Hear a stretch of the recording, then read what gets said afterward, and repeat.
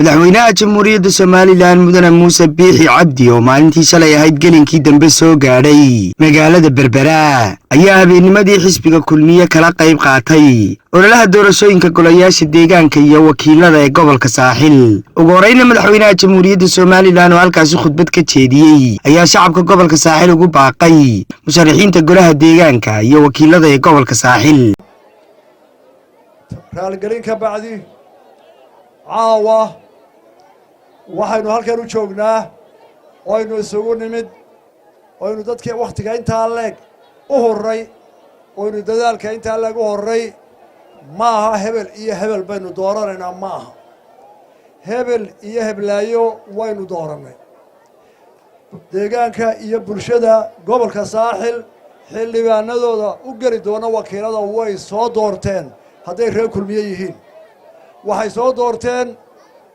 xildhibaanada u geli doona golaha deegaanka way soo xuleen xisbiguna waa la ansixiyey xildhibadaasi way inoo dooran yihiin oo waxaynu u qiray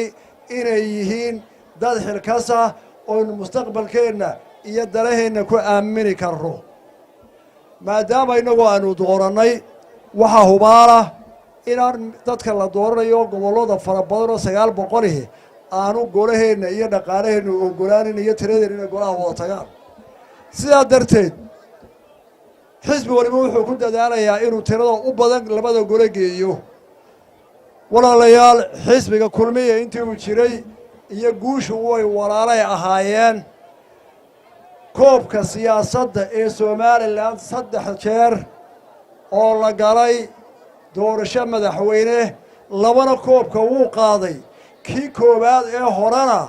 goolkii guusha muran baa la geliyey ka bacdina kulmiye waxa la yidhi waxba lagu eegi maayo qaabka lagu tilmaamo lagu baaree qaranka Soomaaliyeed baa loo doonaday inaad fadhiisataan oo aqbashaan ee saa ku qaata taana saasaan ku qaadanay warigood bal koobka siyaasadda way qaadaan maantana kama warwarayo waa xusuusinayaa gobolka Saaxil xildhibaanada ay soo doorteen jidka waxaanu u soo maray fariintaanu isdaa waxa weeye in cod kulmiya maalinta 31 aanu baaqan oo ku tala gashaan oo diyaar garowdaan waan hubaa hadaa codkiina isu geysaan inaad tirada ugu badan iyo goolasha ugu badan siyaasadeed Saaxil ka dhalinaysaan fariinteeda koobaad aanu mid waxa weeye in la soo saaro xildhibaanada kulmiye ee gobolka Saaxil ee baarlamaanka iyo kuwa deegaankaba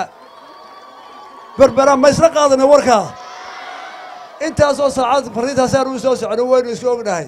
ilaahay bay tiisana tahay rajo weyn waynu ku qabnaa waanaynu qaadnaa sida loo soo saaro awoodeeda iyo codkeedina waynu leenahay waxaan doonayaa cod kulmiye ah wuu seexdanay la oran cod kulmiye ah wuu habsaamay inaan la oranin waxaan ilaahay ka rajaynayaa inaynu guusha qaadi doono idinkuna aad dadaashaan xildhibaanada inagu aynu doorano ay soo baxaan. madaxweynaha oo hadalkiisa sii wata ayaa sheegay muhiimadda gobolka Saaxil u leeyahay jamhuuriyadda Soomaaliland iyo guud ahaanba caalamka waxaana uu tilmaamay in tartanka codbixinta gobolka Saaxil iyo degmada Berbera uu kalsooni ku qabo inay codayn doonaan xisbiga kulmiye. maanta Berbera waa xuduntii Soomaaliland caalamkooda Berberu raadinaya Berbera markuu raadinaya Soomaaliland oo dhan buu raadinaya badda cas buu raadinaya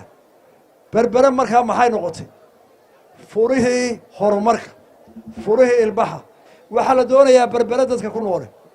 inay noqdaan hormoodka sida looga faa'iideysanayo khayraadka buluuga ah ee badda ee ka badan ka dhulka reer Berbera waxa laga rabaa dadka Soomaaliland inay badda baraan iyo khayraadka ku jira iyo sida loogu noolaado reer Berbera waxa laga rabaa inay caalamka cid wal oo raadinaysa oo imanaysa waa arki doontaan bisha June xafladaha la ka dhaca ee caalamku siwanay Berbera waa arki doontaa qofka yar iyo qofka weyn ee reer Berbera xilba saaran ka culus ka saaran magaalooyinka aan badda lahayn waxaanu doonaynaa inay Berbera noqoto meesha Afrikada dhammaanteeda aan badda lahayn ee bariga soo xigta halka looga adeego ilaahay awoodeedii uu nasiiyay dhulkeedii uu nasiiyay meelan dadkeedii ahayn meelan qabsan karinta soo taas inoo balan maaha soo yaradka saa wax u baran maysaan soo balwada dhaafi maysaan odayaashana hogaamintaas laga rabaa qofka xafiis jooga laga rabaa qofka badda inaynu barano way ka badan yihiin caalamka badda waxa mara hadaynu ilaa iyo xagga u dambaysa badayna 800 dekada ka wada dhigno caalamku wuu u baahan yahay waana loo baahan doonaa mustaqbalka soo socda foodkan maanta waa maxay ma haw inamadeena waynu dooranay horena way u shaqeynayeen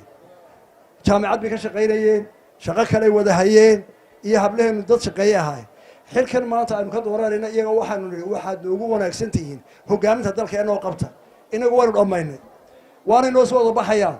kii golaha tagaana waa mid kii kalena uu la joogaa uun waxbay nagama maqnaan codku may nabad ku ridaynaa kama baqaynaa xisbiya xooga oo aynu isleenahay cod baydu ku muquunin doonaan xisbiyada wixii ilaahay ugu qoran way ka qaadanayaan ka berbera xoogeeda waxaa la kulmiya waan hubaataa horena waa loo hubi Gamito Ismail Ali wararka Royal TV berbera